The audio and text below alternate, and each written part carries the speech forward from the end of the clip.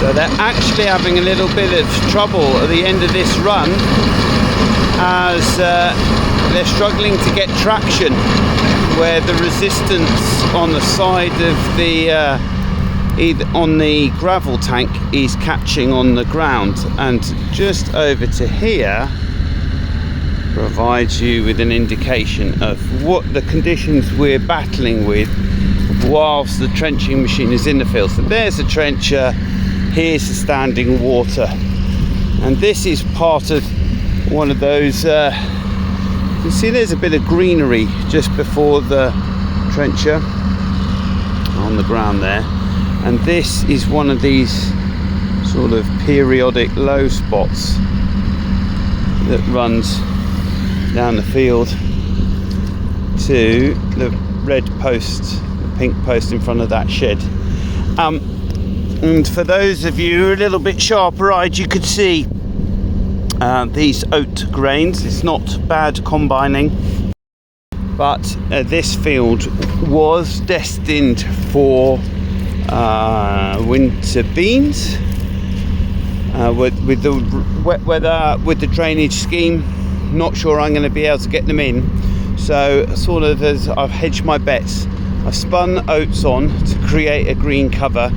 Something we've done before, where you create a green cover for the tractor to drive on. That will enable us to drill beans later in the year if weather conditions improve. If weather conditions don't improve, I can use this as a cover crop and claim overwinter cover, and then we will establish a cash crop in the spring. But that's sort of why we've spun oats on. So whilst they finish off the end of this trenching run, let's go and have a look at them prepping for the laterals. So it's probably worth explaining the poles. It's alternate colours. So this run started on an orange pole and finishes on a yellow up there. Then we have an orange pole, then a yellow, then an orange. So as we pan round, the next run starts here with this orange pole. So last week we showed the run of the main drain going up the field, and that's what this run is. It's a bit difficult to see the difference between tracks, but they cut into the main drain and they put a joiner on, and then the machine comes along, lays itself in here, and then connects to the joiner. And this is a lateral that we've already put in, going up to there. So this is one lateral, and then the next lateral will be in this direction, going up to the orange pole just below the tree. And so we've got that lateral, this one, then the next yellow, orange, yellow as we go round. So we've got quite a few laterals to go through this field. So we've just travelled a short way down the field, sort of from there where they're putting the last lateral in. We've travelled down to the hedge. As you can see, water's still flowing out nicely. And gravel truck on its way back. Trencher coming back for its next run. So as you can see here, we've got this pole going to an orange in the distance.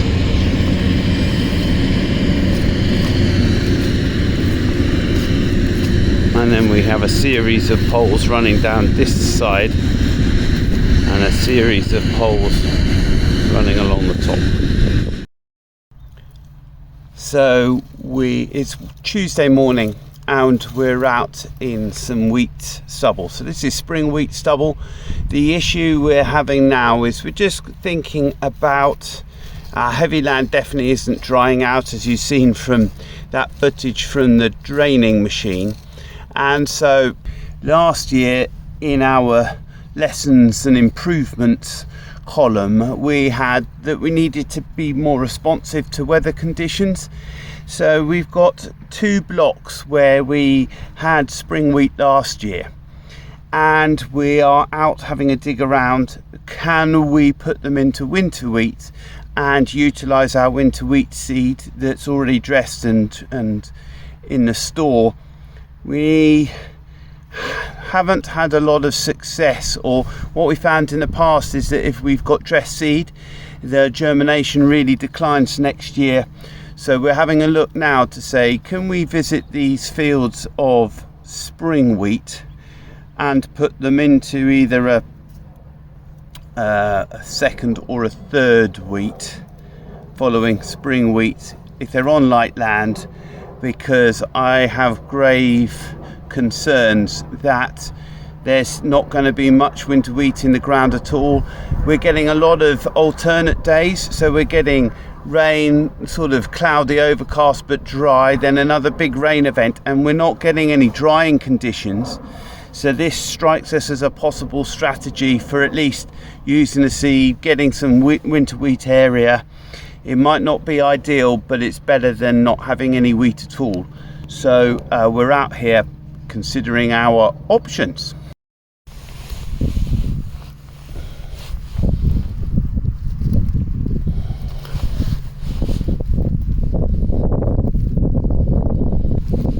Good.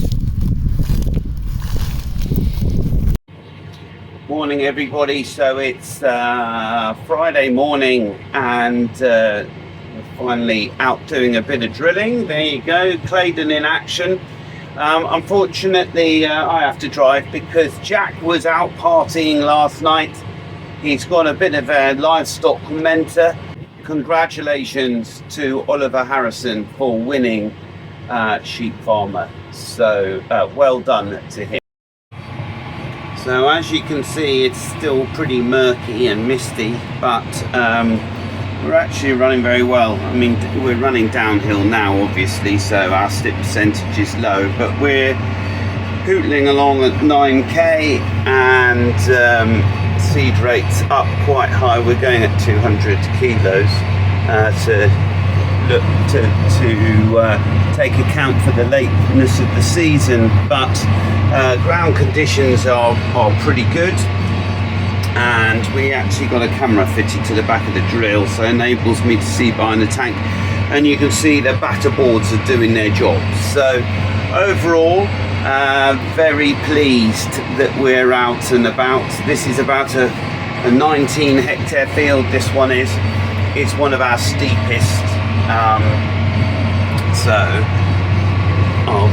we'll be glad to see the back of this. Now we are running with disc openers. I'm not sure if you can quite see that, but we're running with the disc openers to try and fight that concern we had regarding the levelness. So I have got it set, I wouldn't say deep, but certainly erring on deeper rather than shallower, and the discs just cutting through the trash and enabling us to rather than pull up wet, it's slicing more of a channel. So we're making good progress.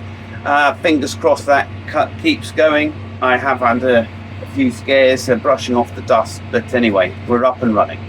I'm not sure if you can capture that, but it's just, it's like the mist is coming out of the ground. It's amazing.